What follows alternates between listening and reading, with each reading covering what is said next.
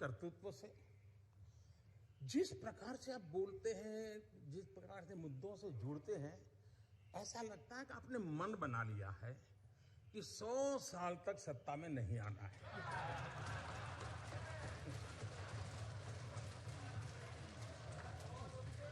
कोई ऐसा नहीं करता जी।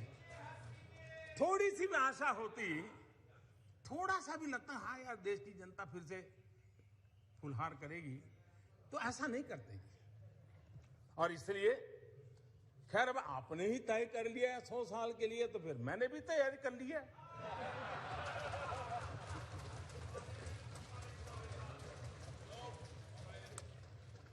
माननीय अध्यक्ष जी,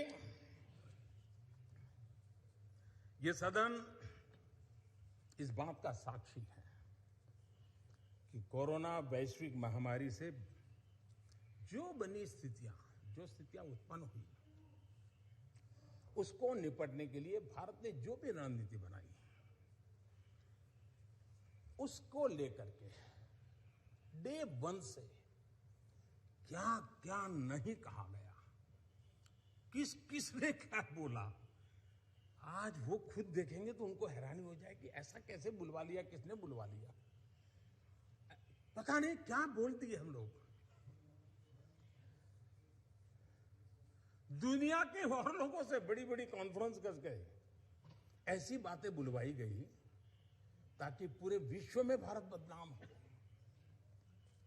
खुद को टिके रहने के लिए आर्थिक आयोजन को भारत कैसे चल रहा है, माय गॉड क्या कुछ कहा गया, बड़े बड़े पंडितों ने क्या क्या कहा, पूरी आपकी इकोसिस्टम लग गई थी।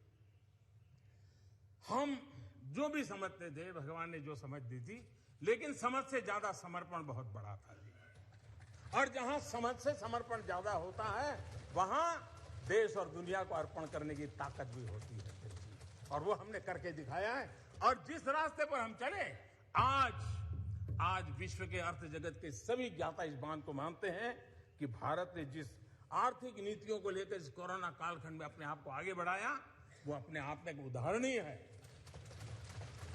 और अनुभव भी हम करते हैं, हमने देखा है।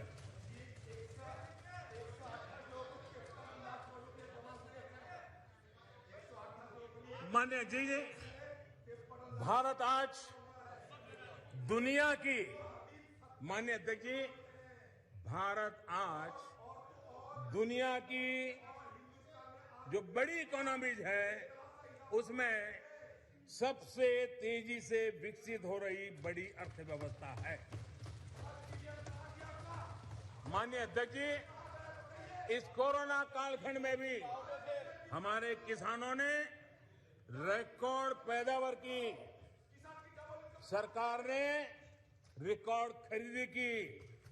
दुनिया के अनेक देशों में जहां खाने का संकट पैदा हुआ, और आपको पता होगा 100 साल पहले जो आपदा आई थी, उसके जो रिपोर्ट है उसमें ये बात कही गई है कि बीमारी से मरने वालों की जैसी तादाद है, वैसी भूख से मरने वालों की भी बड़ी तादाद है।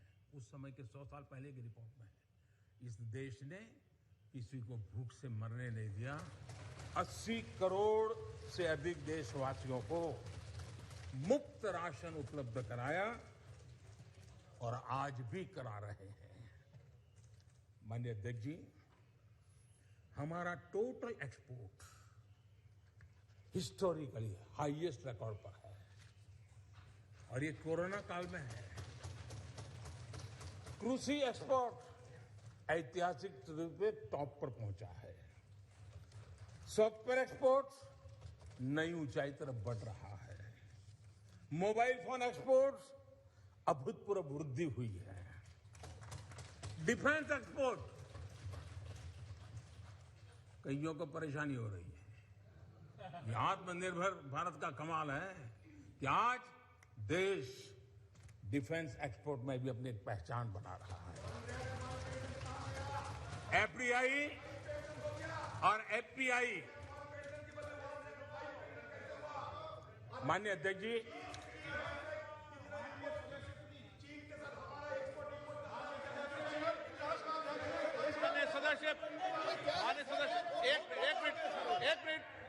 एक मिनट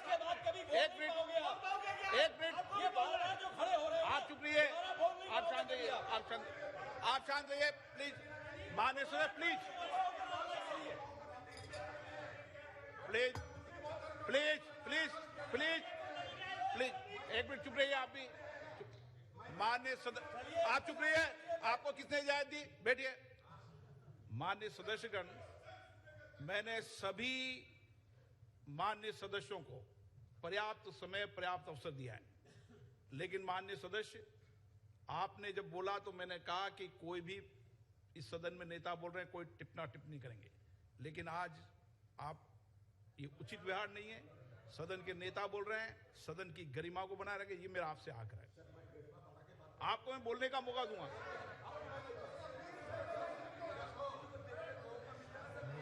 ठीक है, आप बैठिए, आपको मौका नहीं दिया मैंने। माननीय प्रधानमंत्री प्लीज, माननीय दादा आपको मौका नहीं। माननीय सदस्य प्लीज। माननीय हाँ, अध्यक्ष, समझाएंगे, आप पूरा सुनो, सब समझाएंगे। सदन में थोड़ी बहुत टोका टोकी तो आवश्यक होती है, जरा गर्मी रहती है, लेकिन जब सीमा के बाहर जाता है तो जरा लगता है कि हमारे साथी ऐसे हैं। माननीय अध्यक्ष जी, उनकी पार्टी के एक एमपी ने चर्चा की शुरुआत की थी और यहां से कुछ छोटा मोटा नोकझोंक चल रहा था और मैं मेरे कमरे से स्क्रीन पे देख रहा था कि हमारे मंत्री प्रहलाद जी पीछे गए, सबको रोका और वहां से चैलेंज आई कि अगर हमें रोकोगे तो तुम्हारे नेता का ये हाल करेंगे। क्या इसी का ये हो रहा है क्या?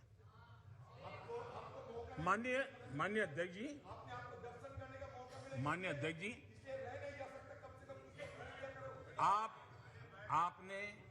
आपको अब हर एक को अपना सीआर सुधारने की कोशिश तो करनी चाहिए और मैं मानता हूं जितना किया है उससे आपका सीआर ठीक हो गया है। जिन लोगों को रजिस्टर करना है, आपके इस पराक्रम को कर लिया है जी, ज्यादा क्यों कर रहे हो? इस सत्र में तो कोई आपको नहीं निकालेगा, विश्वास करो।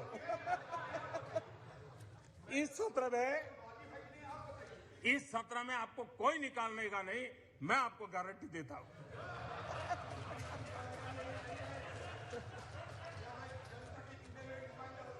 ठीक है, इस जगह से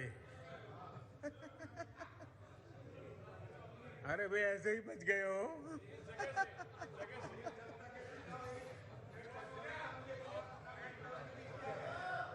माननीय अध्यक्ष जी, एफडीआई और एफपीआई का रिकॉर्ड निवेश आज भारत में हो रहा है। रिन्यूएबल एनर्जी के क्षेत्र में आज हिंदुस्तान दुनिया के टॉप 5 कंट्रीज में है। माननीय अध्यक्ष जी, ये सब इसलिए संभव हुआ है कि कोरोना काल में इतना बड़ा संकट सामने होने के बावजूद भी अपने कर्तव्य को निभाते हुए इस संकट के काल में देश को बचाना है तो रिफॉर्म जरूरी थी और हमने वो जो रिफॉर्म किए उसका परिणाम है तो आज हम इस तरीके से स्थिति पर आगे पहुंचे। माननीय अध्यक्ष जी, एमएसएमई सदस्य प्लीज सहित आप बैठिए। हर उद्योग को गलत तरीका है आपका। जरूरी सपोर्ट दी, बैठिए, ऐसे नहीं चलेगा। नियमों को, प्रक्रियाओं को सरल किया। आत्मनिर्भर भारत का जो मिशन है उसको हमने